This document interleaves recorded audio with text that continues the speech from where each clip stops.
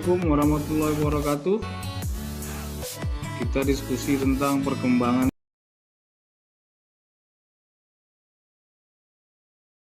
teori evolusi, dimulai dari pengertian evolusi dari beberapa ahli yang telah kita kumpulkan. Berikut pengertian evolusi.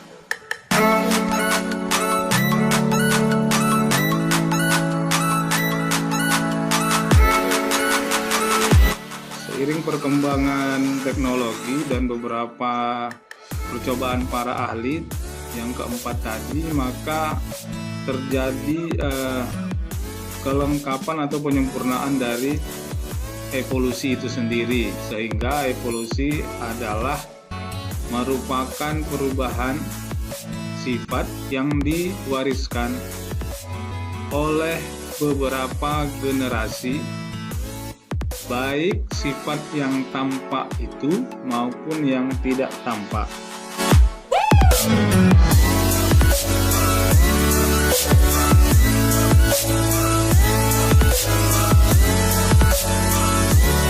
Pewarisan sifat sendiri dikendalikan oleh gen dengan asam nukleatnya, baik DNA maupun RNA.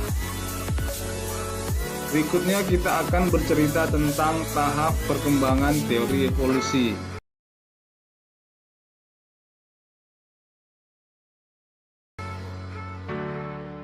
Secara garis besar, tahapan itu kita bagi tiga: masa pra-Darwin, masa Darwin, dan masa pasca Darwin. Kita mulai dari masa pra-Darwin.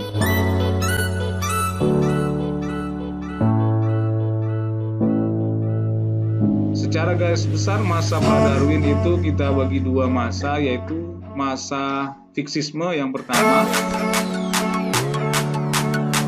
dipelopori oleh beberapa ahli sebagai berikut.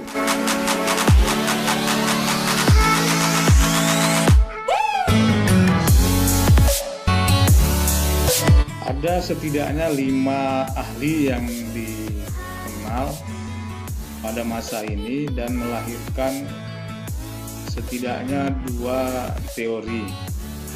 Yang pertama itu adalah teori kreasionisme. Teori ini tentang penciptaan yang menyatakan bahwa semua spesies diciptakan dalam satu waktu.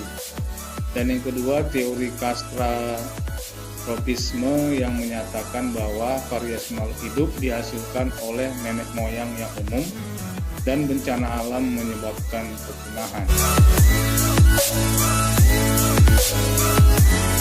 Yang kedua dari masa pra-Darwin ini adalah masa adaptasi dan transformasi. Dipelopori oleh beberapa ahli dan menghasilkan beberapa teori.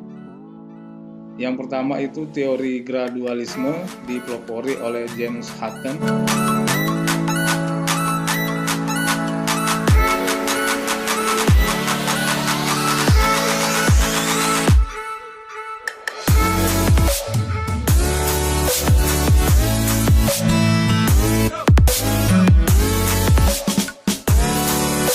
Kedua itu adalah teori uniformitarianisme yang dipelopori oleh Charles Lyell yang bercerita tentang evolusi geologi dengan istilah nantinya skala waktu.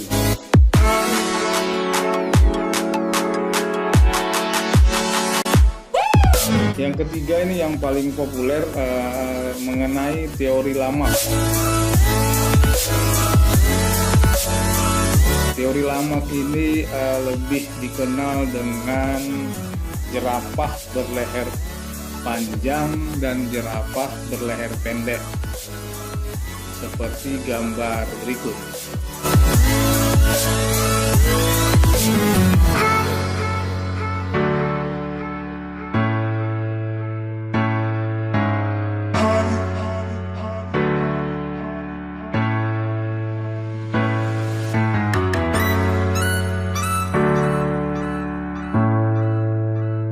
Yang terakhir itu dari masa ini adalah teori pertumbuhan populasi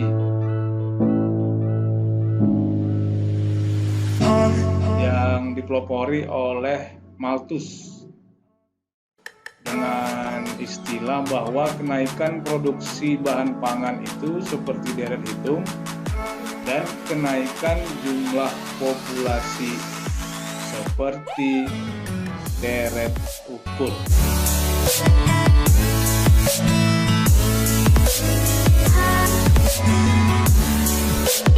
Yang kedua itu dari teori perkembangan teori evolusi adalah masa Darwin. Bisa kita bagi dua, yaitu masa seleksi alam.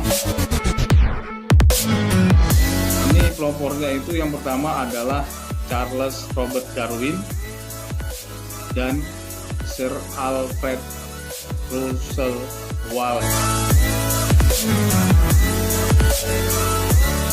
Sedangkan yang kedua itu adalah masa teori genetika yang dipelopori oleh beberapa ahli.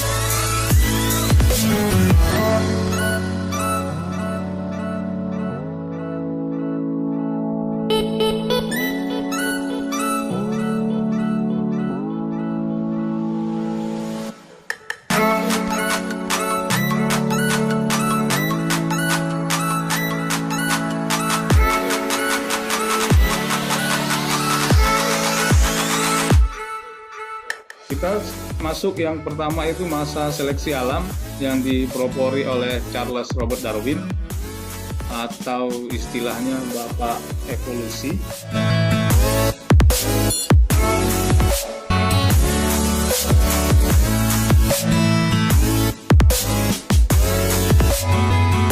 Jadi Charles Robert Darwin ini mengeluarkan buku yang berjudul The Origin of Species by Means Natural Selection and Preservation of the Fittest in Struggle for Life. Nah, konsep pokoknya itu adalah sebagai berikut.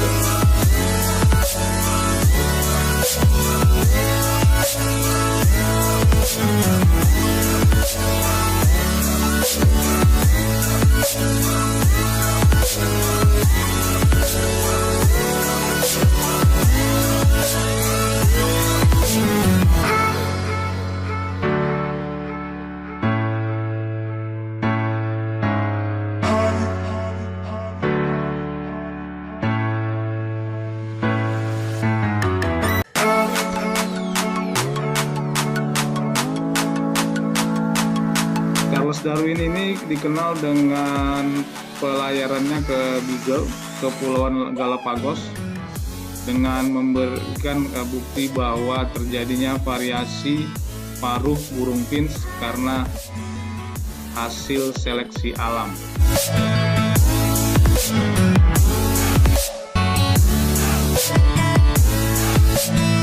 Kemudian seleksi alam itu dapat kita bagi menjadi 3 jenis. Yang pertama itu seleksi terarah, yang kedua seleksi pemantap, dan yang terakhir yang ketiga adalah seleksi pemutus.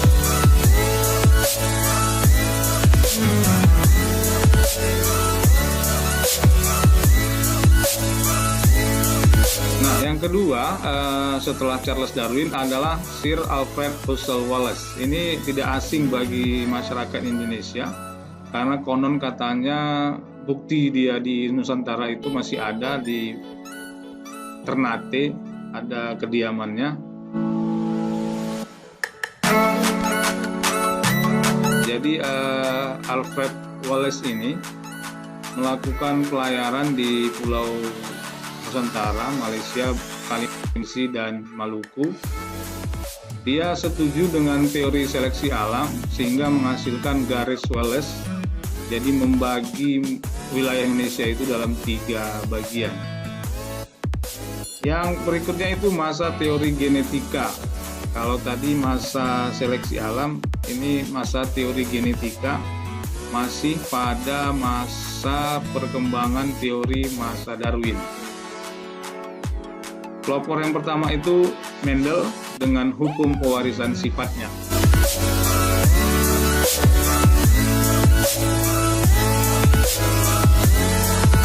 Yang kedua itu De Vries dan Chernoff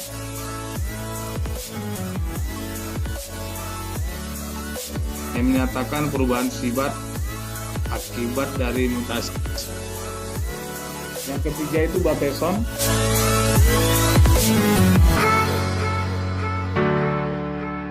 ini lebih dikenal dengan mimikri.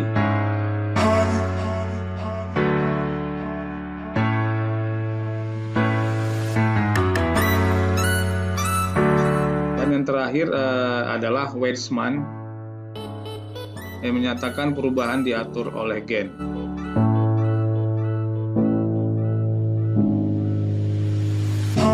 Yang ketiga dari tahapan perkembangan teori evolusi itu adalah masa pasca Darwin.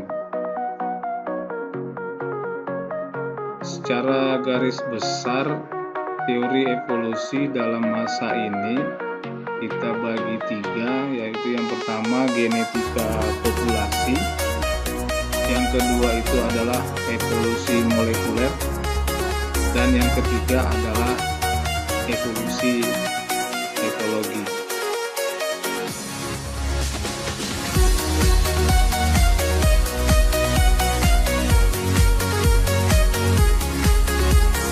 Yang pertama itu adalah genetika populasi.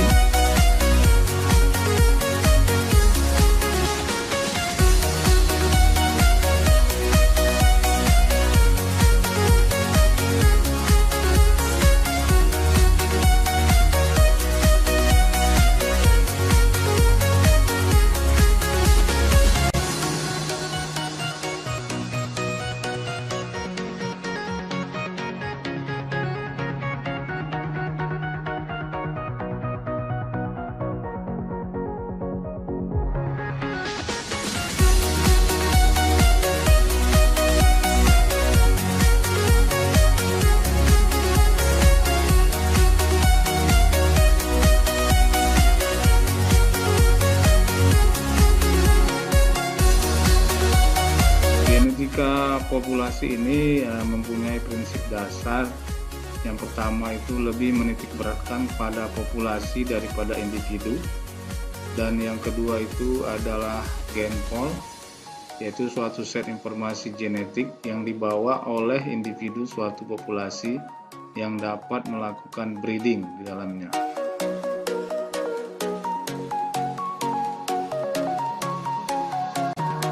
Kita kenal pada genetika populasi ini ada hukum Hardy-Weinberg.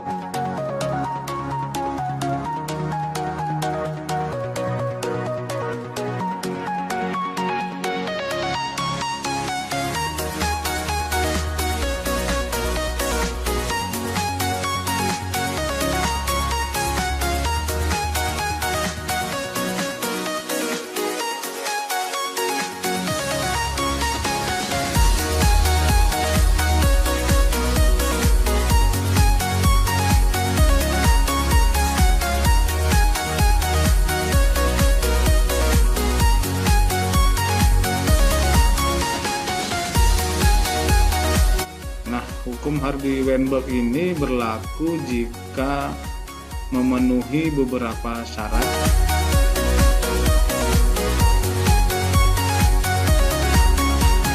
Jadi hukum Hardy-Weinberg ini harus memenuhi syarat-syarat ini. Kalau tidak, maka hukum Hardy-Weinberg ini tidak berlaku.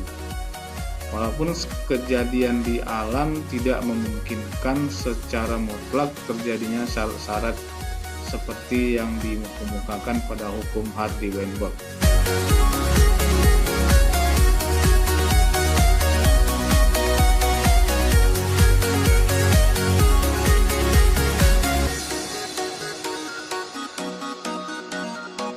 Kemudian adapun faktor penyebab evolusi pada tingkat populasi adalah yang pertama itu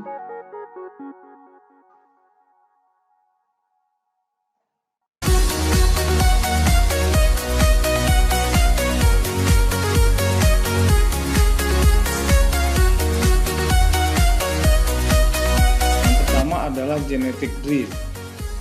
Genetic drift itu mendeskripsikan fluktuasi frekuensi alel yang tidak dapat diprediksi dari satu generasi ke generasi selanjutnya. Jadi cenderung menurunkan variasi genetik.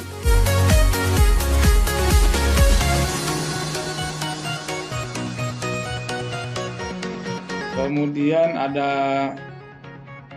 gain flow, menyebabkan fluktuasi alel dalam sebuah populasi dapat bertambah atau berkurang. Yang kedua itu adalah evolusi molekuler. Secara prinsip, evolusi molekuler ini mengkaji dan memandang evolusi dari sejarah rekaman urutan DNA dan protein.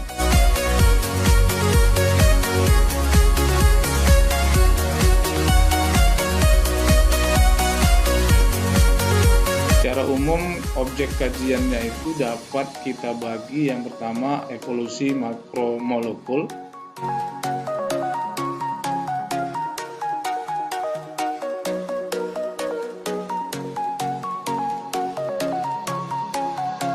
yang kedua itu filogeni molekuler.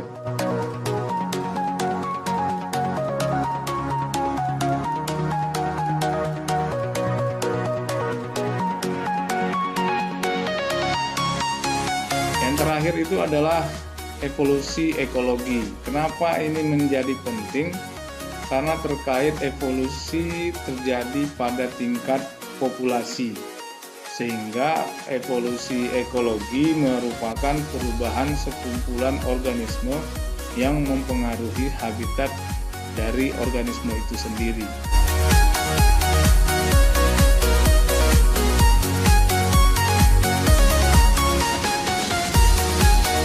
Nah, sedangkan organisme di alam itu dikendalikan oleh beberapa faktor. Yang pertama itu jumlah dan keragaman material, yang mana terdapat suatu kebutuhan minimum dan faktor-faktor fisik yang kritis. Dan yang kedua adalah batas-batas toleransi organisme sendiri terhadap keadaan tersebut dan komponen lingkungan lainnya. Terakhir, kesimpulan dari video ini adalah tentang teori perkembangan evolusi. Evolusi itu merupakan perubahan sifat baik yang tampak maupun yang tidak tampak, tapi diwariskan kepada penerusnya. Sedangkan perkembangan teori evolusi itu dipengaruhi oleh perkembangan teknologi dan percobaan-percobaan yang dilakukan oleh para ahli, sehingga menghasilkan teori evolusi yang semakin kompleks, ditambah dengan pendekatan molekuler melalui sequencing susunan DNA maupun. Terima kasih telah menonton video ini, semoga bermanfaat.